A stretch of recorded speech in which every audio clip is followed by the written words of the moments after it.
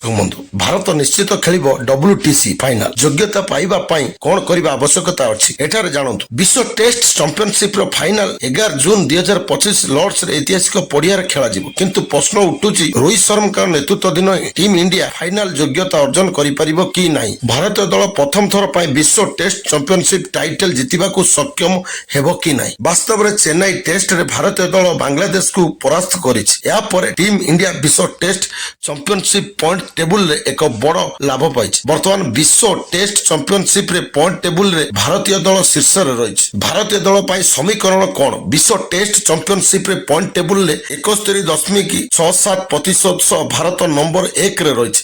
ଏଥିସହିତ ବିଶ୍ୱ test championship point ଟେବୁଲରେ ଦ୍ୱିତୀୟ ସ୍ଥାନରେ ଥିବା ଅଷ୍ଟ୍ରେଲିଆ ଏବଂ ଭାରତ ମଧ୍ୟରେ ବ୍ୟବଧାନ 9.1% ପଏଣ୍ଟରେ ପରିଣତ ହୋଇଛି। ଅଷ୍ଟ୍ରେଲିଆରେ 62.50% ପଏଣ୍ଟ ରହିଛି। ତେବେ ବର୍ତ୍ତମାନ ଭାରତ ପାଇଁ ସମୀକରଣ କଣ? ବାସ୍ତବରେ ଭାରତୀୟ ଦଳକୁ ବିଶ୍ୱ ଟେଷ୍ଟ ଚାମ୍ପିୟନସିପ ପୂର୍ବରୁ 9ଟି ଟେଷ୍ଟ ଖେଳିବାକୁ ପଡ଼ିବ। ସେଥିମଧ୍ୟରୁ 5ଟି ଟେଷ୍ଟ ଜିତିବାକୁ ପଡ଼ିବ। ଯଦି ଟିମ୍ ଇଣ୍ଡିଆ 4ଟି ଟେଷ୍ଟରେ ଜିତିବାର ସଫଳ ହୁଏ ଏବଂ 1ଟି ଟେଷ୍ଟ ଡ୍ର ହୁଏ ତେବେ ଭାରତ ଫାଇନାଲ ପାଇଁ ଯୋଗ୍ୟତା ଅର୍ଜନ କରିବ।